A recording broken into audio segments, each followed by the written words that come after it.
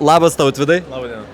Aš visų pirma noriu paklausti, FC Baseball. Ar aš teisingai suprantu, FC yra Football Club? Yes.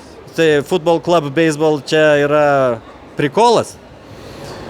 Oksimoronas, man atrodo, tas žodis yra. Viens kitam prieštaraujantis nesuderinami dalykai. Taip. Na,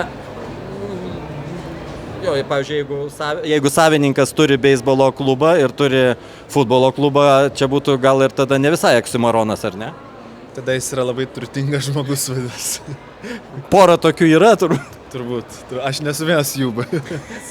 Aš noriu, Tautvydai, tavęs paklausti. Mes esam prekybos, kūrybos, informacijos amžiui. Čia pilna vinilų. Aš nežinau, niekad tiek vinilų nemačiau. Čia turbūt tai susiję su to fabriko atsiradimu ir visa kita. Ką reiškia tavo gyvenime, kūryboje, platformos visos, visa kūryba, visas klausimas, visa nudė. Ir ką reiškia tas, vadinkim, senoviškas klausimas? Kaip jie koreliuoja su tavo gyvenimu? Gal galima aš? Aišku. Man atrodo, visos skaitmeninės platformos yra beprotiškai patogu, nes muzika ir menas dar niekada nebuvo tokie prieinami, kaip yra dabar. Tuo pat metu yra manyje kažkas, kas šiek tiek nori tam priešintis. Ir tą labiausiai matyti ir pajaučiu, kai ant grotuvo uždedu vinilą, kuris reikalauja dėmesio. Tu neužsidedi vinilo ir nenueini kept blynų. Bent jau aš. Aš užsidedu vinilą ir aš klausausi to vinilo. Tai yra tokia labiau ritualinė patirtis. Tu gauni artistas, aš galbūt sėdžiu labiau kitoj pusėje to, nes aš išleidžiu jau 4 vinilus pats, tai... Bet kaip klausytojas, aš suprantu, kad aš turiu atsiduoti tam kūrėjui tada ten toms 20 kažkiek minučių vienoj pusėje ir 20 kažkiek minučių kitoj. Ir iš tikrųjų pabūti tame momente, pabūti su tuo menu, taip kad, man atrodo, tie du dalykai vienas kitam neprieštarauja. Yra nuostabu, kad tiek daug muzikos ir tiek daug menų yra prieinama skaitmeninėse platformose, bet vinilas, man atrodo, nebereikalas sugrįžo. Jis turi savo vietą kultūroje ir turi savo vietą tiek vienoj tvaros pusėje sėdint, tiek kitoj. Tai mūsų žiūriu ne tiek mažai, nes ką tik čia buvo grupė Jauti ir mes kalbėjom beveik žodis į žodį. Beveik žodis į žodį ir mes kalbėjom apie tai, kad tai yra dėmesys. Tu ateini, tu negali šiaip savo.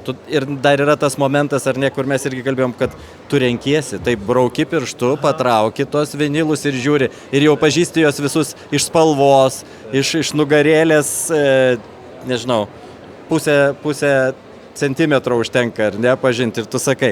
O kokios muzikos tu pats klausaisi? Pastaruoju metu gal kažkaip įvyko pokytis toks, aš nuo pat paauglystės visą laiką labai sureikšmindavau. Aš klausiausi gitarinės muzikos, aš augau ant Beatlų, Kings, Rolling Stone, aš klausiausi tokio senesnio galbūt rock'n'rollo.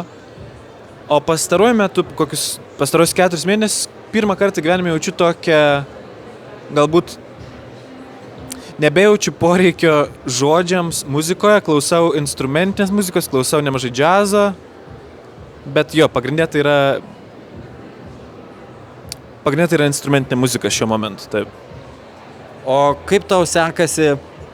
Lietuva yra maža rinka, taip, tikrai sunku išgyventi muzikantam. Grupė Jauti, jie kaip labai gražų tokį pasakė, pernai metais buvo jų pirma mugė, kai jiem nereikėjo iš tėvų skolintis pinigų, jie išėjo į nulį ir sako, dabar mes kažkaip taip gražiai tai skamba, taip nekomerciškai, kai mes, arba gražiai komerciškai.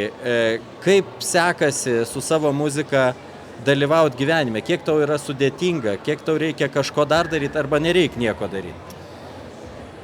Aš gal esu vienas tų tokių retų, pavyzdžiui, lietuviškai muzikoje, kai realiai nuo pirmos mano dainos iš pasirodymo aš ir nebeturėjau darbo jokio. Tai buvo prieš 7 gal metus, 2016 metais. Aš tada dar vadinausi Junior A, turėjau tokį elektroninės muzikos projektą ir aš leidau pirmą dainą savo ir jinai nuskrėjo per pasaulį ir... Per pasaulį? Jo, tada per pasaulį. Sleep Machine buvo tikrai toks labai sėkmingas momentas ir tas gyvenimas, aišku, nebuvo ten perlai ir deimantai, bet aš jau galėjau, kaip sakant, tiesiog gyventi iš muzikos ir esu labai dėkingas dėl to, labai džiaugiuosi dėl to ir jau daug metų aš nieko kito ir nebeveikiu, tik rašau dainas, filmuoju vaizdo klipus ir groju koncertus, tai jo. Ir čia kaip tik turbūt dėl sklaidos, taip? Ir taip ir ne. Taip, tai tikrai dėl tos pusės, kad labai sorry. Čia gošta triukšmo, bet čia viskas girdisi. Tik galvot sunku.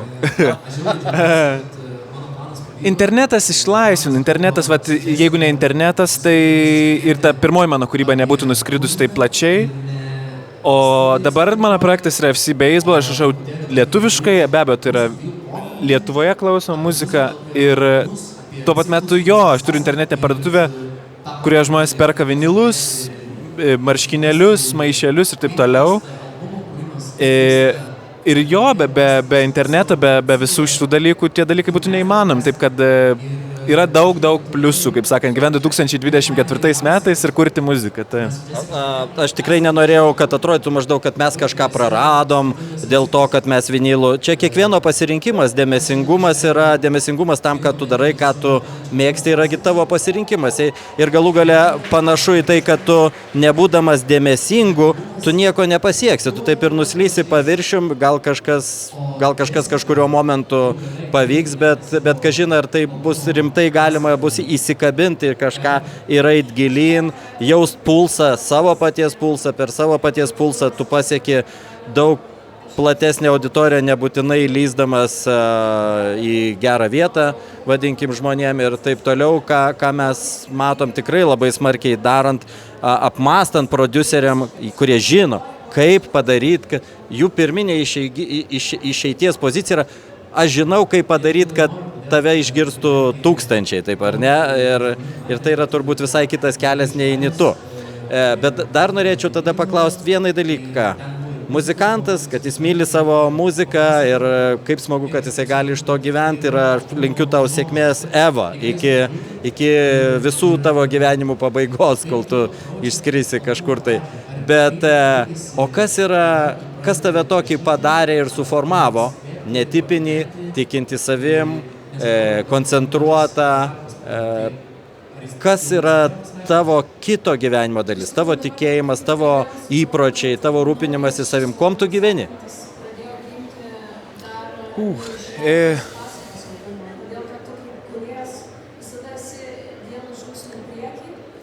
Kas mane padarė tokį, kokio esu? Nežinau, aišku, viskas prasideda namuose, ten, kur valgai blynus pirmuosius, tai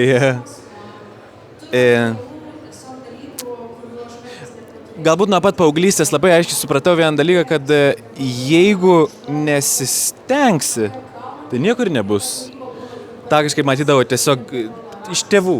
Tai buvo jų toks, jie labai sunkiai dirbo, daug dirbo ir labai aiškiai suvokiau tą, kad ir ką tu pasirinktum gyvenime veikti, nėra prasmės skrieti, kažkaip plaukti paviršium to. Jeigu mano mėgstams rašytojas Hunteris S. Thompsonas turėjo tokį posakį, everything worth doing is worth doing right. Viskas, ką verta daryti, yra verta daryti teisingai. Tai vat ir kažkaip ir džiaugiuosi, kad radau tokį dalyką, kur radau, pamilau ir nuo tada, kai pamilau, atidaviau tam viską, ką turėjau, viską, ką galėjau. Ir po to, sakau, sakim, jeigu mąstyti apie tą kažkokią gražą, kur yra, ar tai būtų komerciniai kažkokie dalykai, ar tai būtų šiaip tiesiog tas pats jausmas, kad gyvenimą leidžiu prasmingai. Tai esu velniškai laimingas bičas, kad turiu tą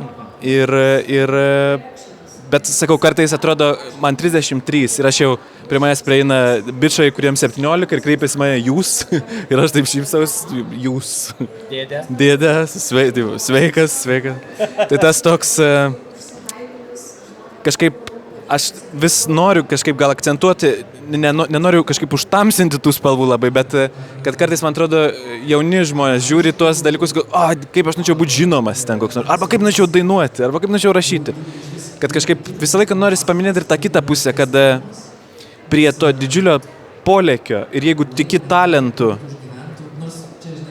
bus dienų galbūt, kai nieko nesinorės, bet vis tiek reiks. Arba nesigaus. Ir jeigu tu tikrai myli, tu rasi kelią, kaip važiuoti pro tos keistus juodus krūmus, kurių bus. Ir tiesiog, man atrodo, jeigu myli ir myli iš tikrųjų, tai nėra taip sudėtinga ir per tos krūmus kabarotis ir kitoj tų krūmų pusėje yra visai šviesu. Tai visiems linkėjimai. Man labai skambina, kažkas vibruoja telefoną. Prašau atsiliepti. Tai mes dabar duetu kalbėsim, nes FC... Mes vadybą jau ieško. Ok, ačiū.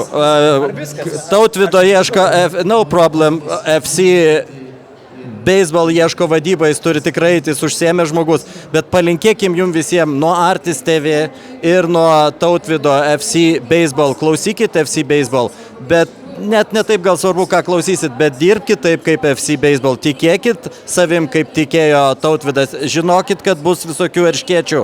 Lipkit per juos ir savo pasieksit. Žiūrėkit Artis TV, klausykit FC baseball ir būsit laimingi. Iki. Ačiū labai. Ačiū Jums.